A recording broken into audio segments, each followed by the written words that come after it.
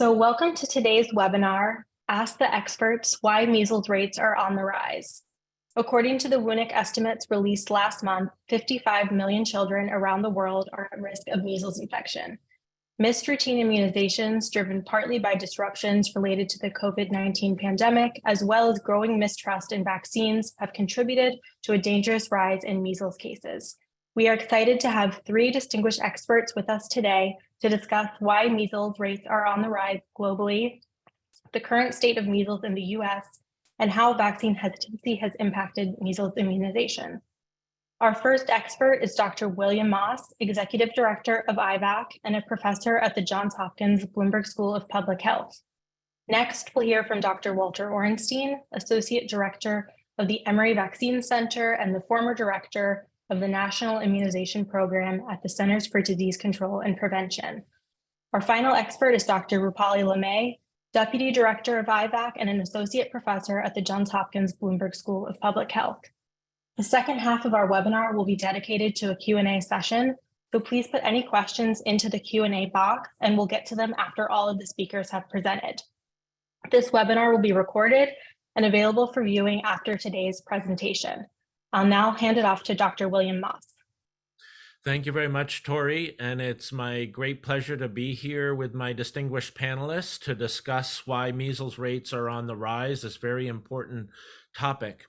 And in some ways, the answer is rather simple and straightforward. As you see on the left in this figure by Sophie Blackwell, measles moves fast, but we must move faster. And what I want to talk about is I want to give a little bit of background around measles, why it's important, about its very high transmissibility, and why we're seeing increasing measles cases and expect more measles cases going forward. So next slide, Tori. So measles is an acute febrile illness with rash caused by measles virus. And when measles is endemic, clinicians and parents can recognize the disease.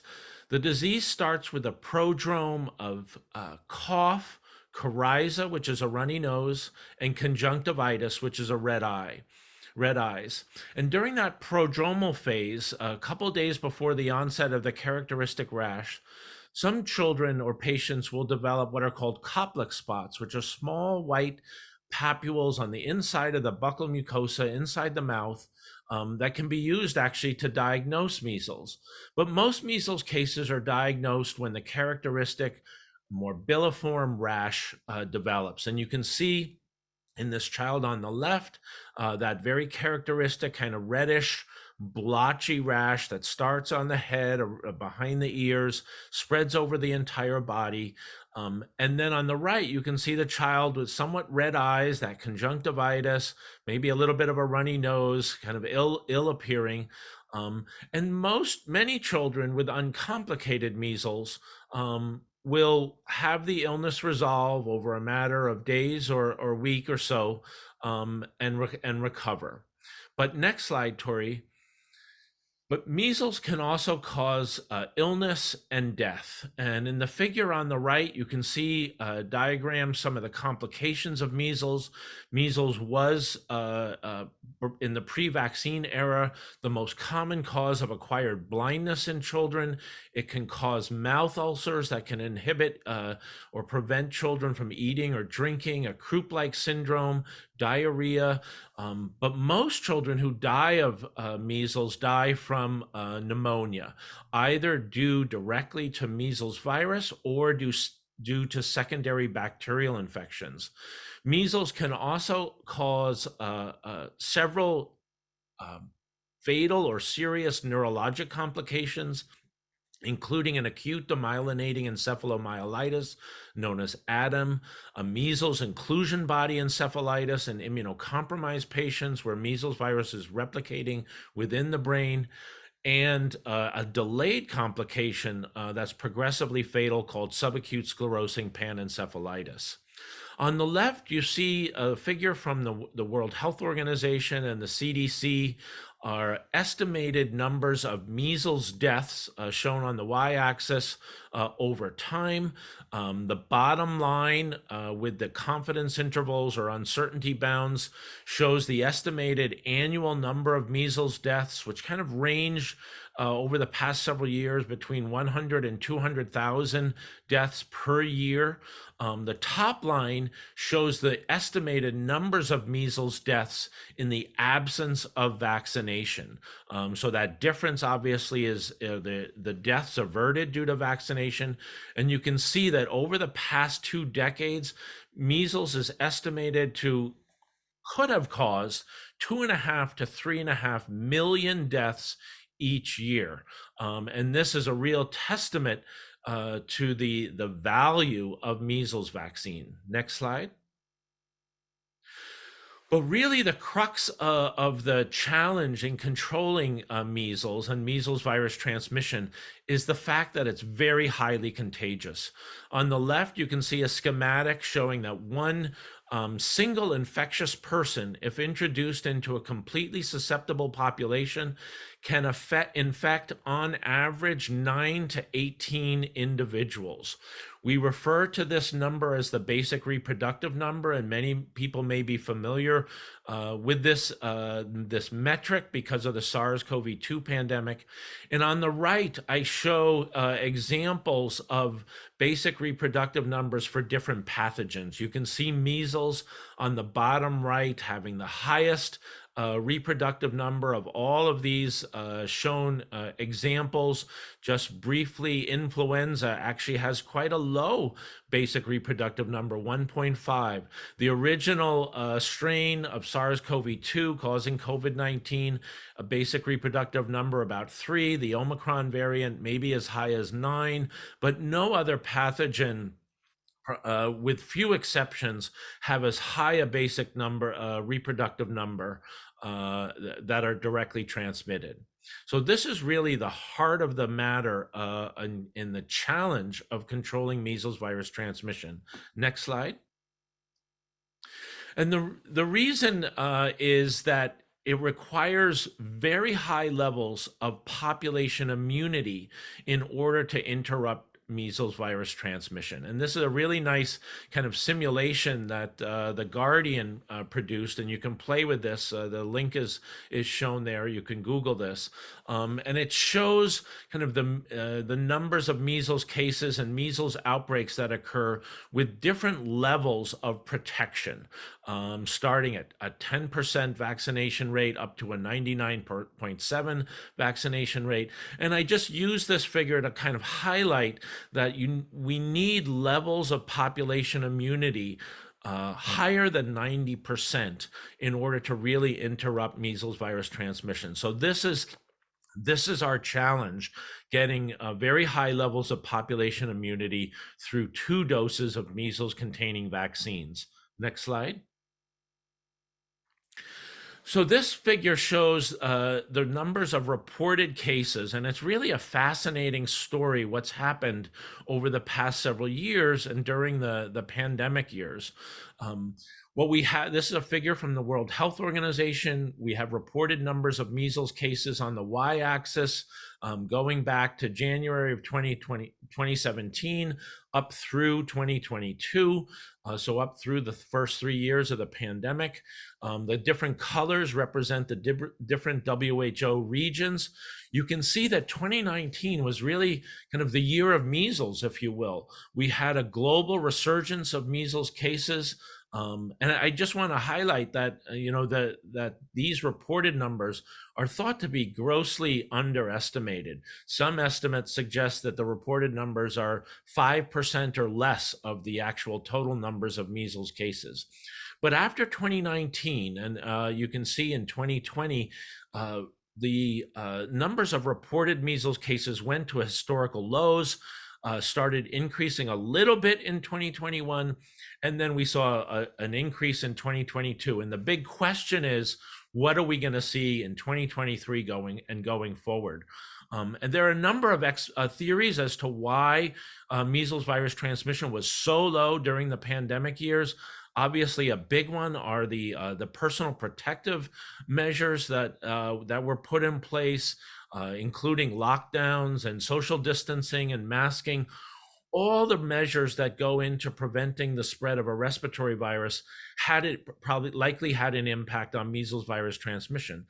But also the number of susceptibles may have been lower in 2020 because of the increase in cases in 2019. And reporting systems, surveillance systems were also disrupted during the pandemic. So this may in some ways represent poor surveillance systems. Next slide, Tori. And so what are we seeing already in 2023? The figure on the left is from WHO and UNICEF from their WUNIC slide deck, showing the number of countries that reported large or disruptive measles outbreaks in the previous 12 months. And this takes us from around early 2021 through April of 2023.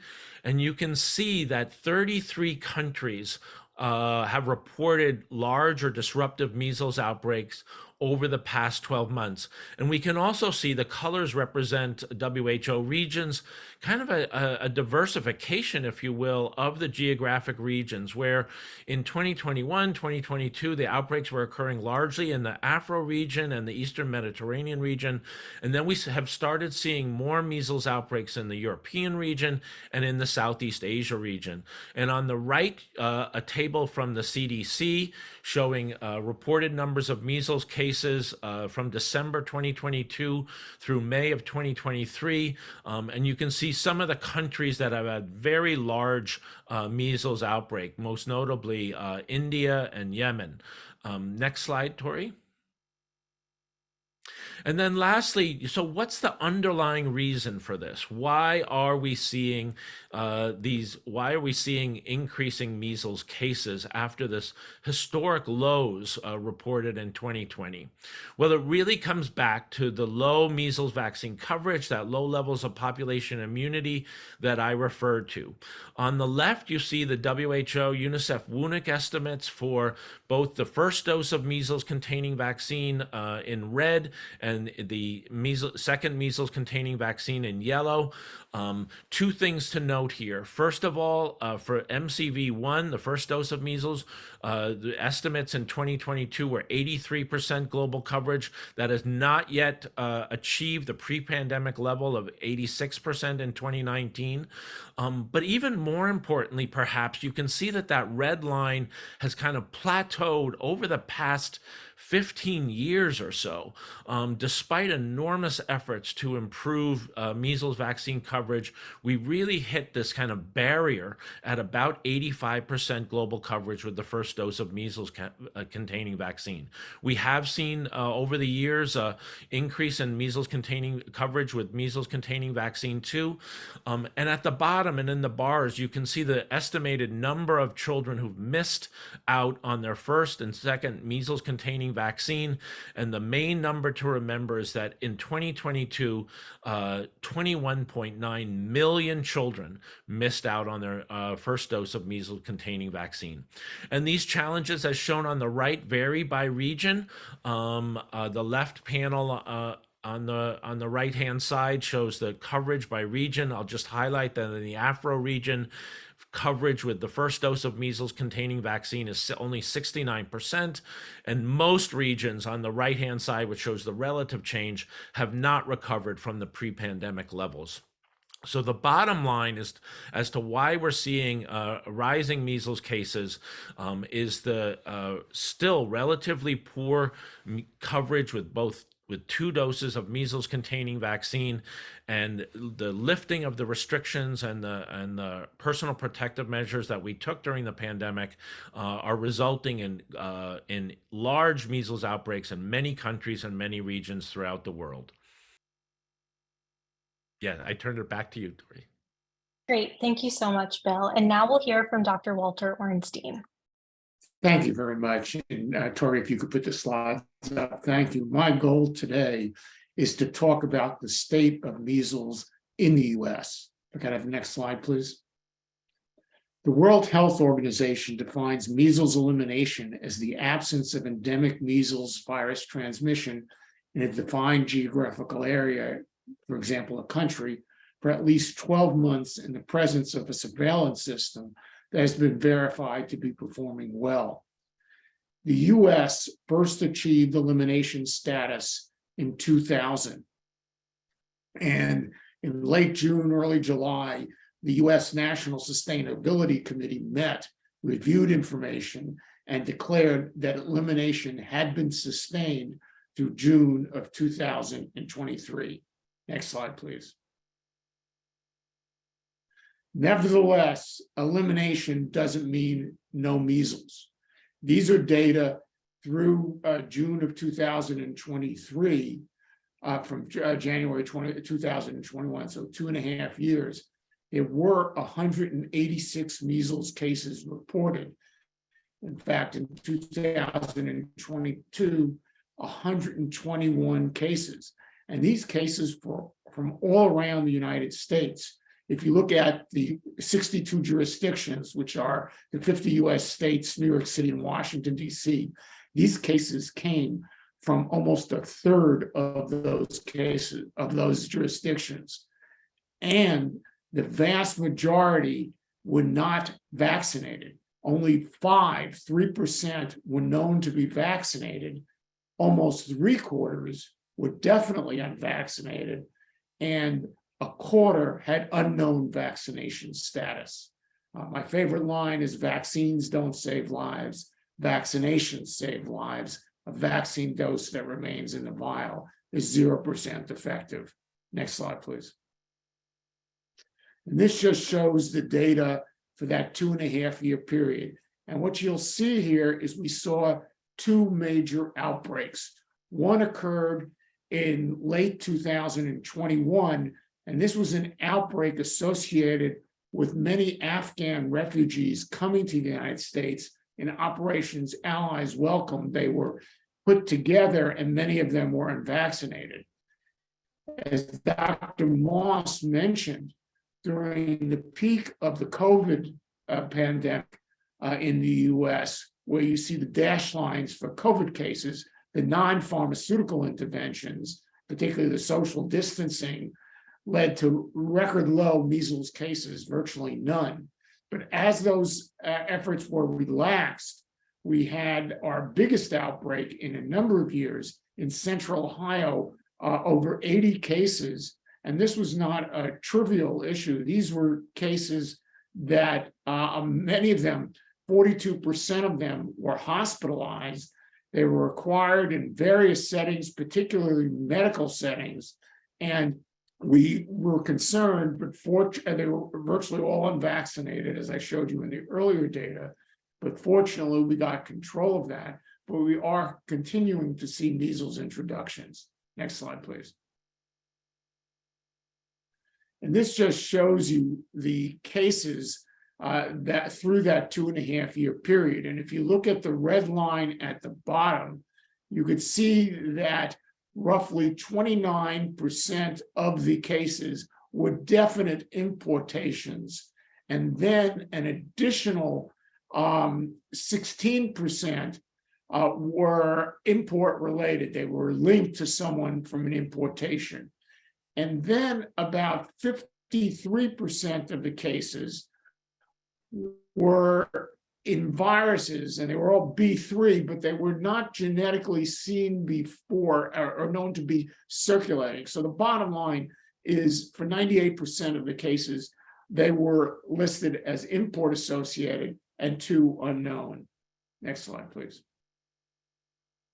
So what were the impacts of the COVID-19 response? One, in the US, all 50 states have vaccination requirements for school entry and attendance. However, during this period, the vaccination requirements were often eased, and many of the kids weren't coming to school. They had remote learning.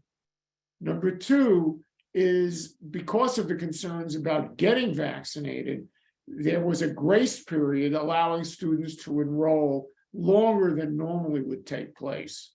And what also happened is because of the pandemic, there were less availability of well-child appointments, and then many parents were reluctant to take their child in to get well-child care for fear of exposure to COVID. There was also reduced submission of documentation to schools. The school nurses were overwhelmed by the efforts they had to make, and they had fewer staff. And there were changes in how the data were collected, all of which led to some reductions in measles vaccination coverage. Next slide, please. Next slide, please. And this is from a recent MMWR in 2021. It's in 10 states during the early part of the pandemic, and comparing the number of MMR doses, measles, mumps, rubella, given to two age groups, 12 to 23 months and 2 to 8 years, over two periods in 2020. March to May and June to September, and you see two age groups. And if you look at the bottom of the table in these 10 states, in the first period, there was a 22% decrease in doses given to 12 to 23-month-olds, and a 63% decrease in doses given to 2 to 8-year-olds.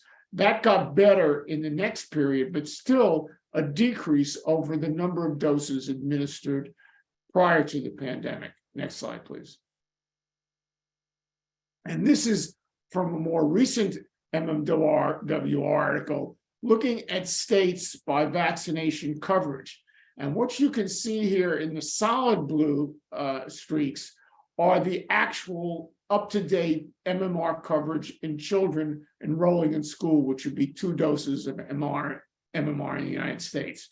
You'll see a light vertical line towards the right-hand side. That is the 95% coverage level. And what you can see here is very few states achieved the 95% coverage in the solid blue lines.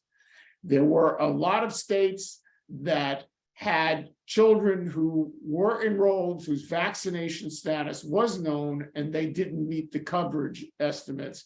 And those are the light blue lines.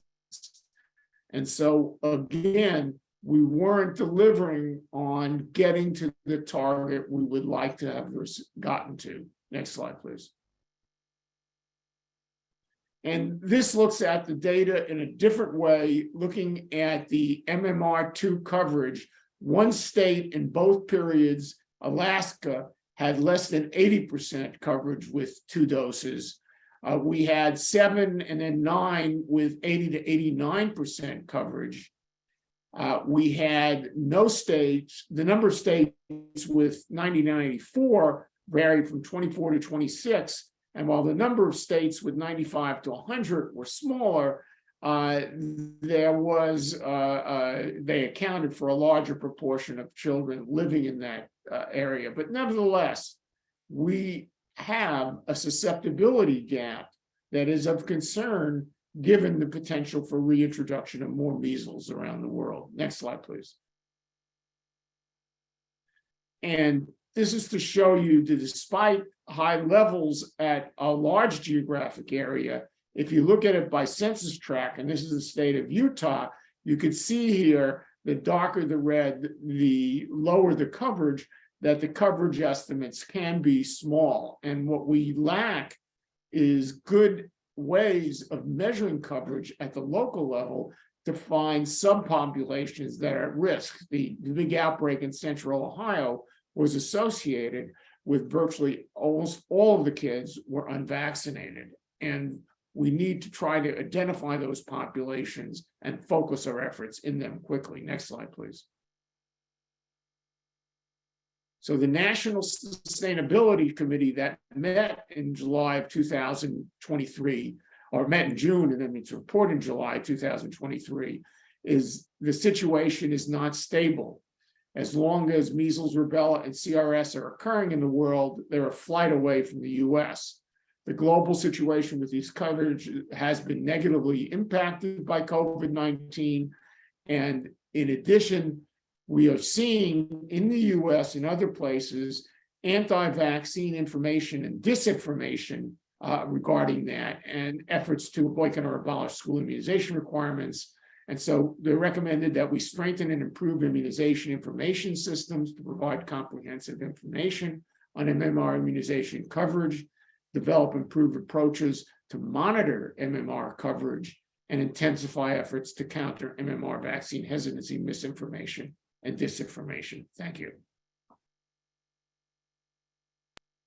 Thank you, Dr. Orenstein. We'll now hear from Dr. Rupali Lemay.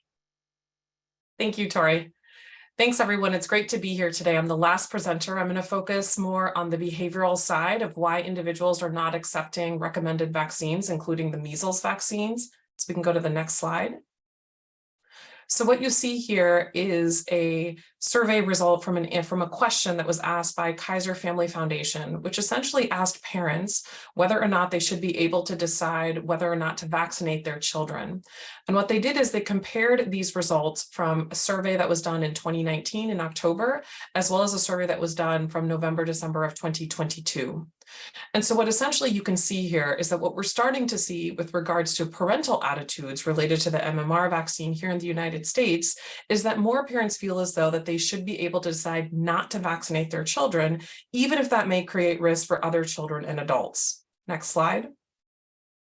So you've heard from Dr. Moss as well as Dr. Orenstein more of the broad view of measles itself, as well as measles specifically here in the United States. So I'm going to spend just a little bit of time as to what are some of the reasons why people are not accepting recommended vaccines, including measles-containing vaccines. Next slide. So I've tried to summarize these into 7 key reasons, and I'll go through each of these one by one. So let's start with the next slide with vaccine ingredients. So many parents, when asked about the MMR vaccine specifically, continue to raise an issue related to the ingredients in the vaccine. This is not new to measles. This is across all different vaccines that are recommended for pediatrics. We continue to see this issue that there is some concern that there's some ingredient where there is a safety concern on behalf of the parent. Next slide. The second reason that we hear from parents is related to the vaccine schedule. The vaccine schedule in the United States has evolved over time. We've added more vaccines. And as a result, many parents ask the question, why does my child need so many vaccines and so many doses?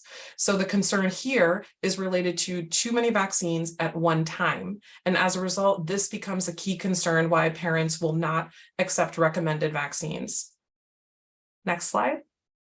So the third issue that continues to persist is the misperception that there is a link between vaccines, including the MMR vaccine, as well as severe adverse events.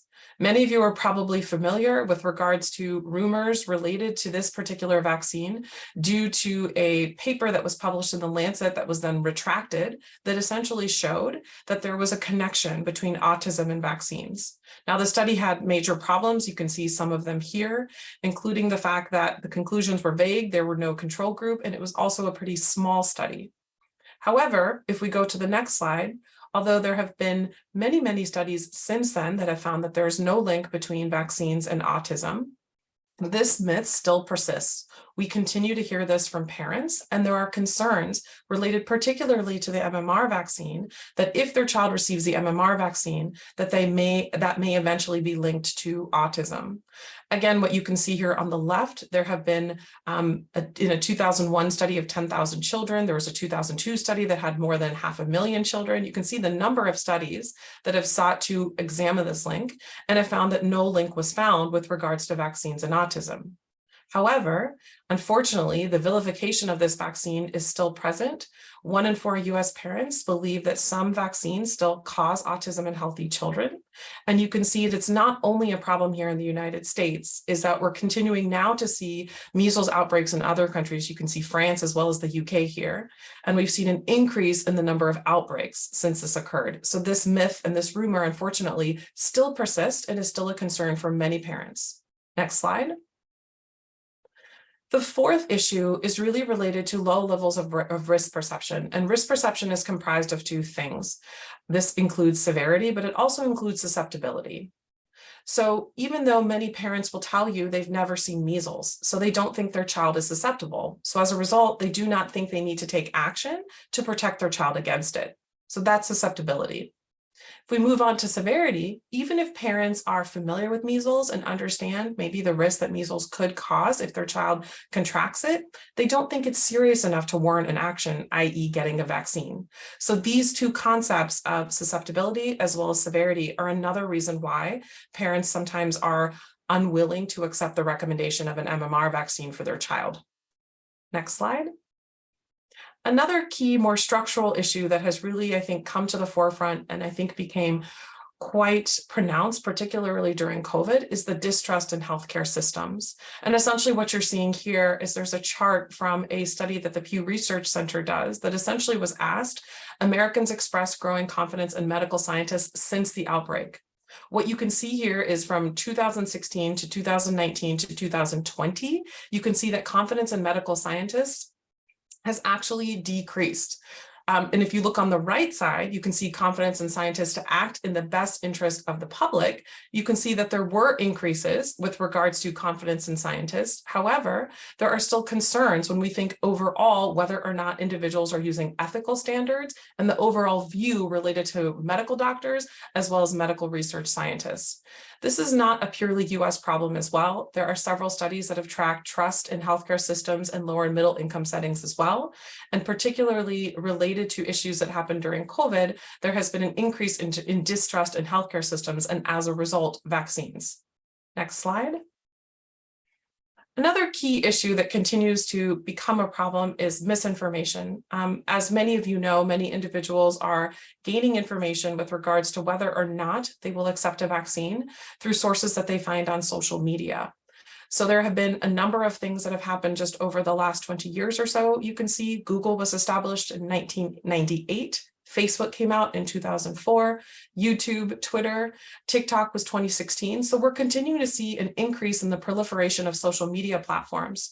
Unfortunately, as many of you know, social media platforms are not fact-checked. So there is a huge amount of misinformation, And in actuality, many studies have suggested that there's more misinformation and disinformation related to vaccines than there is actually evidence-based information. So this is causing a huge problem as individuals are using these sources to inform their decision-making. Next slide. Another key piece to consider here is the polarization of attitudes. 20 years ago, there was a lot more trust and there was a lot more ability for individuals to speak to other individuals that perhaps might have concerns or questions about vaccines. We're starting to see a polarization of attitudes generally related to political ideology, and this includes attitudes towards vaccines, meaning that if you are surrounded by a network that likely does not accept vaccines, that it's much harder for you to be able to engage in that network if you have a differing attitude. What this creates is something called an echo chamber. So if you're looking for information on social media to determine whether or not your child should get a vaccine, perhaps you're only surrounded by individuals that have attitudes just like you. As a result, this doesn't allow for additional innovation in ideas to occur, and you're less likely then to be exposed to individuals that have different ideas than you do. And as a result, what that does is that cements your vaccination attitude. And this causes echo chambers and allows for this polarization, which unfortunately has then been essentially weaponized with regards to political ideology. So we're starting to see essentially a breakdown with regards to how people engage and how people identify from a political perspective and political orientation, and also their attitudes towards science, including vaccines. Next slide. And I think that is it for me. So back over to you, Tori. Thank you so much, Dr. LeMay, for that presentation. We're now going to move on to our Q&A section. We have quite a few questions in the Q&A from our audience. So I'm going to read them off one by one, and we encourage you to please add more questions into the Q&A box. First question is, what was the reason for the peak in cases in 2019? Before and after, it is relatively stable. So to assign the increase now to COVID-19 and lower vaccination coverage would only partially explain the increase, but pre-COVID vaccination coverage was still low. Yeah, maybe I can start with that. I'm not sure I would say it's stable. Kind of post COVID, but the listener, presents an interesting question. So what we saw post COVID was rates go down, and the big question is, will meet the numbers of measles cases go higher than where they were pre-pandemic? And it's true, we have not seen that yet, but that's why we're kind of gathering to try to prevent that from happening. The reasons for the big peak in 2019, there's no kind of single reason, and kind of the general high level question is that there was obviously a buildup. There were a number of buildup of susceptible individuals because of kind of chronic suboptimal measles vaccine coverage, and then once you get measles virus spreading, it just can get into those susceptible populations and cause outbreaks. In 2019, there were large outbreaks in a couple countries, including the DRC and Madagascar, the Ukraine. So some of those numbers are being driven by very large outbreaks in a few countries. But I think the big question, and this is, I think, with the important part of the listener's question, is what are we going to see in 2023, 2024? And the reason why we're very concerned is because the measles vaccine coverage was even lower during the pandemic. And as I said, there were 21.9 million children who missed their first dose of measles vaccine in 2022. So we definitely have a larger pool of susceptible individuals globally. And so it's really, unless we do the big catch up, as the World Health Organization says, we're going to see more cases than we saw pre-pandemic. Can I add to that, Bill? Yeah. In the US, we almost lost our elimination status in 2019. What we had is a sustained outbreak going on in a subpopulation that was anti-vaccination. And this went on for quite a while. We were very concerned about it.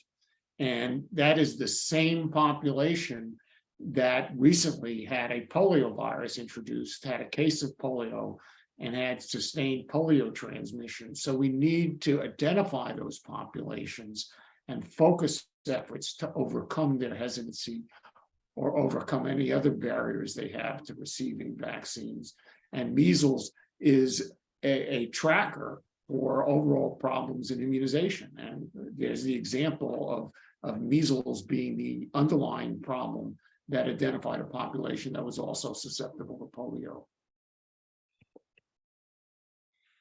Thank you. Our next question relates to Indonesia.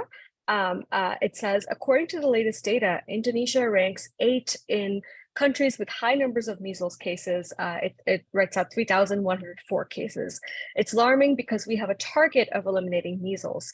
On March 3rd, 2023, our Ministry of Health reported 397 measles cases in 7 regencies. The COVID-19 pandemic slowed down our immunization program.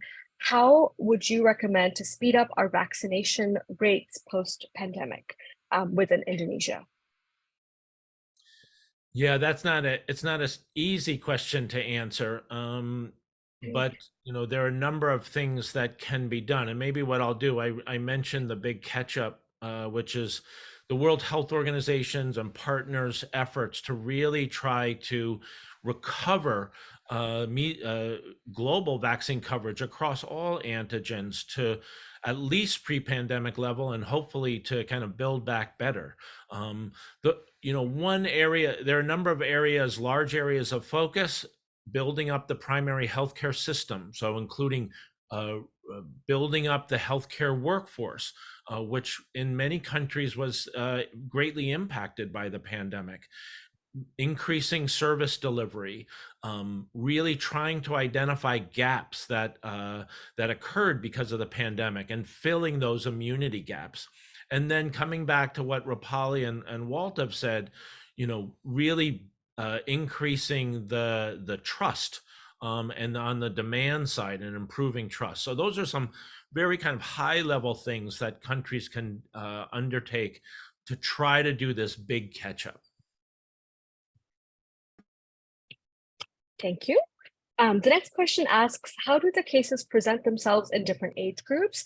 Specifically asking about infants under 6 months of age. What does that look like? Yeah, I saw there are a couple questions, or at least two questions on measles in infants 6 months of age, and I can start, and then Walt can chime in.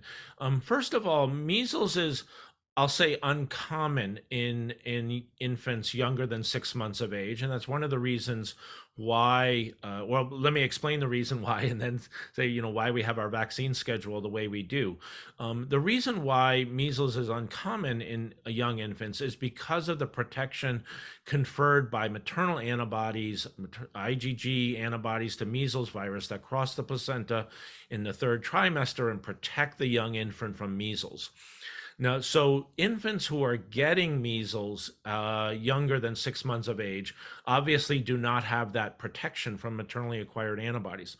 That could be because the mother was never vaccinated and never had measles herself. We do know that women whose immunity to measles that's vaccine induced tend to have lower levels of antibodies than women who had natural measles. And so their infants can become susceptible to measles at a younger age. But the reason we don't give measles vaccine younger than 6 months of age is because those maternal antibodies also interfere with the measles vaccine, which is an attenuated viral vaccine. It needs to replicate within the host, within the child, in order to induce a protective immune response, and those maternal antibodies will inhibit that. So measles, I'll let, yeah, so that's, I'm kind of explaining why measles in infants is uncommon, but I'll turn it over to Walt to add to that. I agree completely with what Bill said. I think the issue is another way of protecting those young infants is if they're not exposed to measles. And if we have high levels of immunization in a community, the likelihood that they will be exposed gets smaller and or actually eliminated in countries like the US. The World Health Organization has looked at whether there should be recommendations to vaccinate younger infants. At least in past reviews have concluded that it's better to try and focus on getting higher levels in the older infants because and older children, because they're the ones who are generally exposing those very young infants. And they'll continue to evaluate that issue.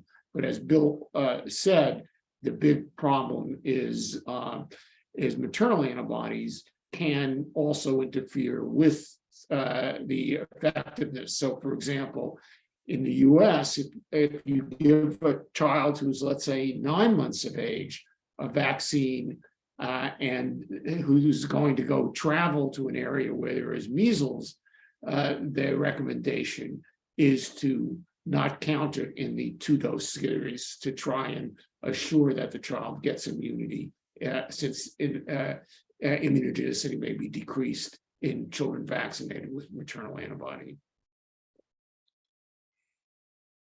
There was another question related to how do you define the absence of endemic measles in a geographical area? What is the measurement or threshold for this?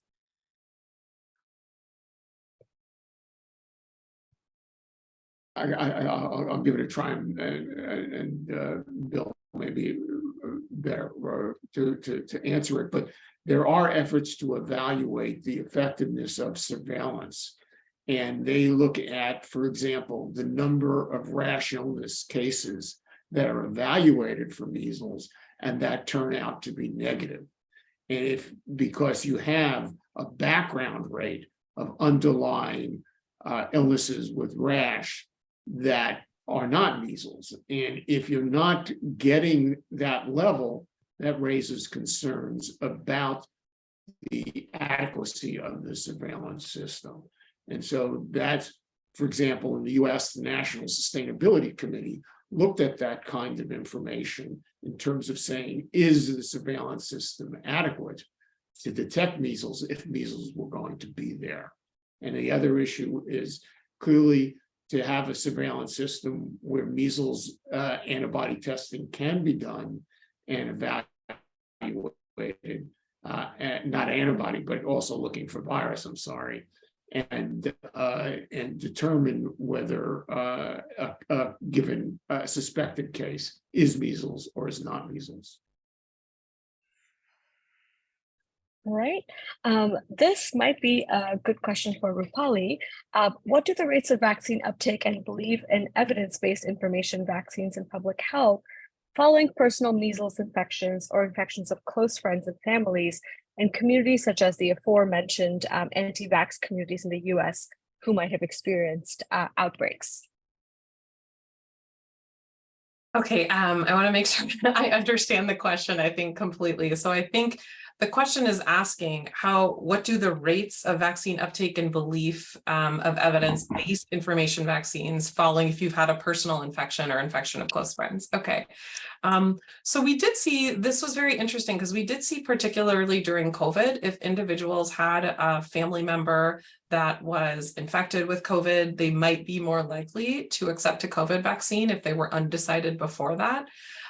With measles, I'm not quite sure, and I don't know if Bill or Walt have additional insight on this, only because I have not really studied measles outbreaks specifically. I know in COVID, it was a factor, and it would allow people to say, maybe this is important, particularly if the family member or friend had a severe case of COVID and was, for example, hospitalized. That unfortunately was a bit of a factor or driver, I would say, for individuals to at least think about information related to the COVID vaccines. But I don't know as much about in the measles case. I don't know, Bill or Walt, if you have insight on this either. Well, just emphasize what you pointed out, Rupali, that, one thing I like to say is that, successful immunization programs undermine themselves because the disease is no longer apparent, and so people do not really understand the risk. And this is very true, I think, for measles. And in countries with, in general, although I think things are changing, and Rupali pointed this out, in general, countries with endemic measles, there's much less vaccine hesitancy around a measles vaccine because parents know what measles can do. Yeah, and if I can add to that, I think the other prevention is a hard sell, because with prevention, nothing happens. And pretty soon people don't realize they're getting any benefits. Therapy is an easier sell. And that's where measles can be very important to the overall immunization program, because given, as Bill said, the contagiousness is often the first vaccine-preventable disease you see when there are problems with vaccine coverage. And at least in my experience in the National Immunization Program in the US, it was much easier to get political will when you had to treat an epidemic and you were seeing hospitalizations and even deaths than it was to theoretically say, my coverage is low, I'm really worried. And so I think it's very important that we have good surveillance systems to detect measles, collect the information, and also get the anecdotes of children who have had, or even adults who've had measles, so that we can explain it to people.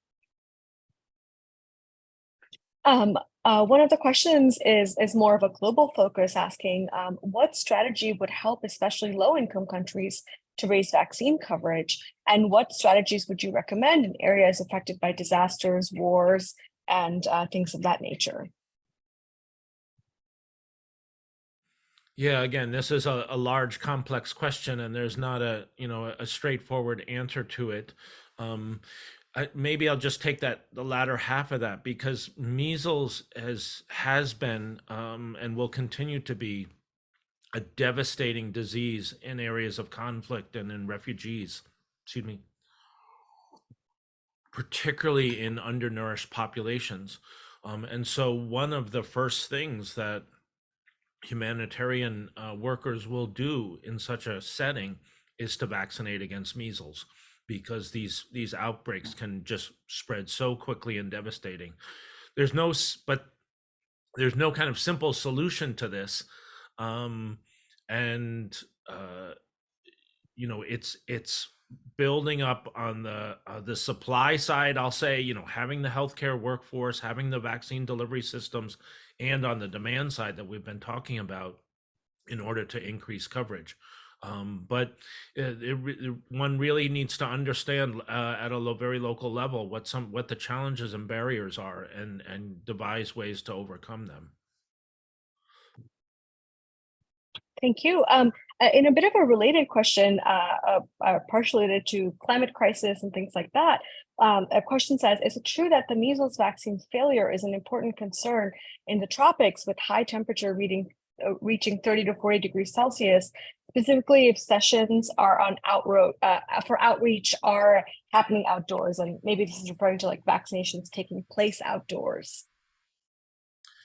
Yeah, again, I'll say the global community, and Walt can speak to this as well, has done a tremendous job in creating cold chains that can get vaccines, such as measles vaccine that requires a cold chain, out to very remote areas.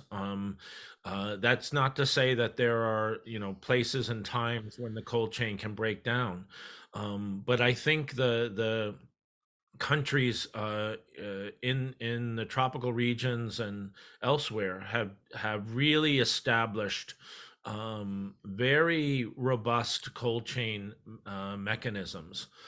So I don't. My own view is that cold chain breakdowns and resulting in a ineffective measles vaccine is not one of the major problems we're facing in terms of getting high levels of population immunity. There are certainly isolated cases where that occurs, but that's not a major problem.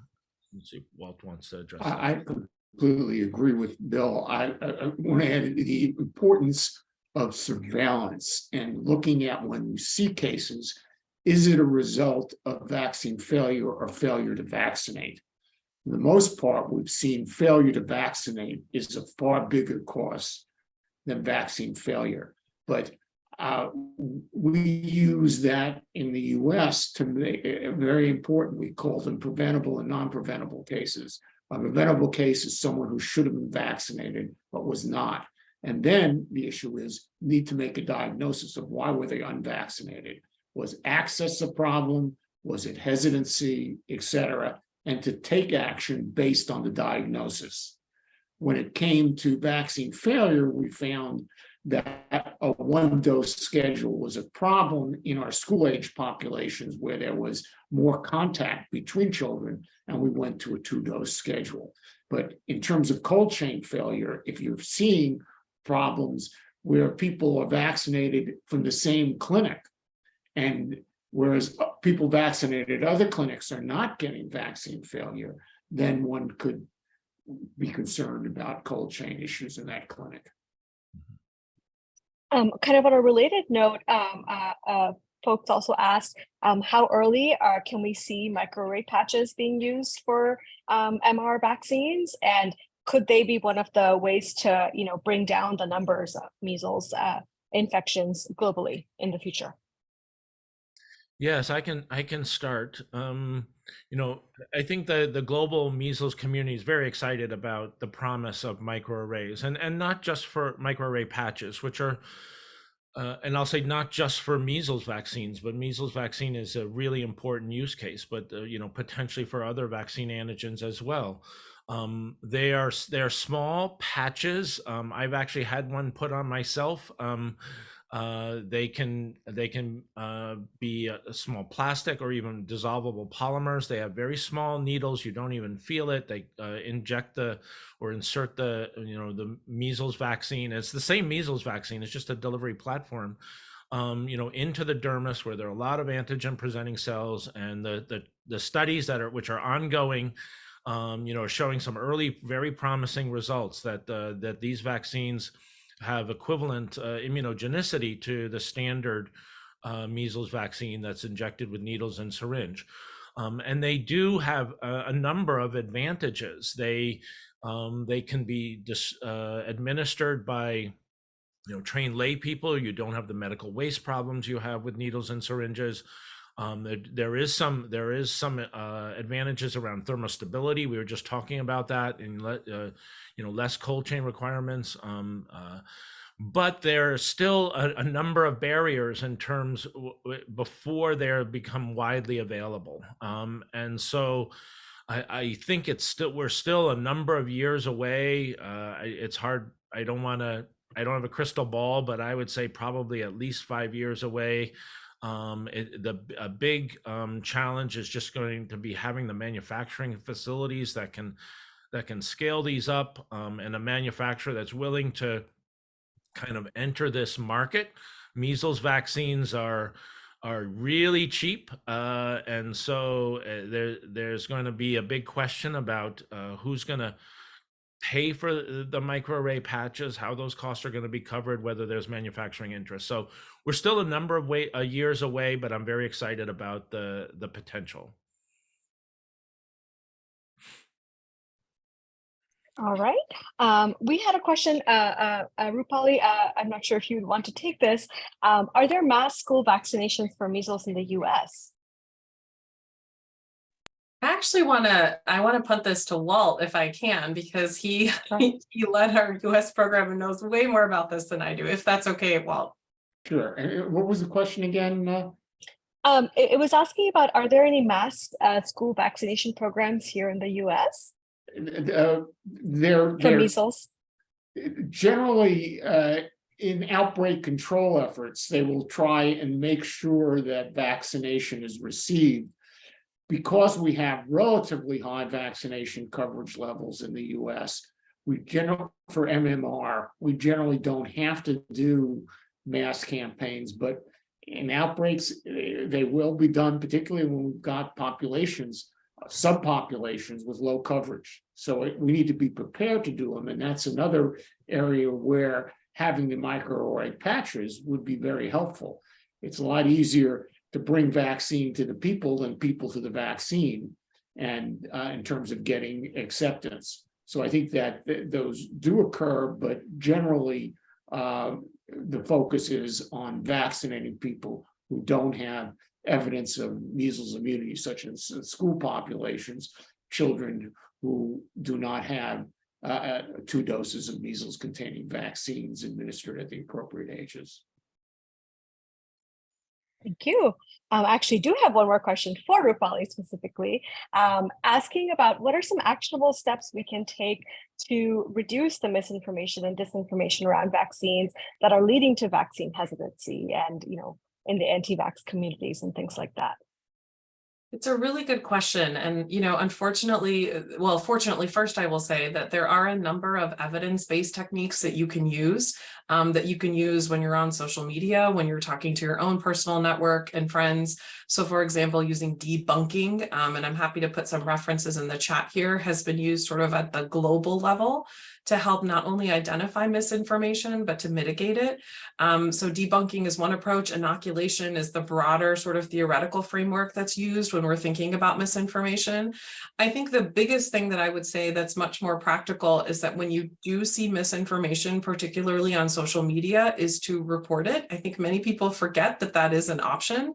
And, think about social media, because that's particularly where we see the largest amounts of misinformation, is that it is a community. And as I mentioned, there is no fact checking on social media. And so it's hard to really determine the veracity of what anyone says. And so it's important, if you're a consumer of social media, to play a role in this. The other piece that I would say is to also think about how to influence social media platform, the companies themselves, to think through how they're flagging misinformation, what their algorithms look like.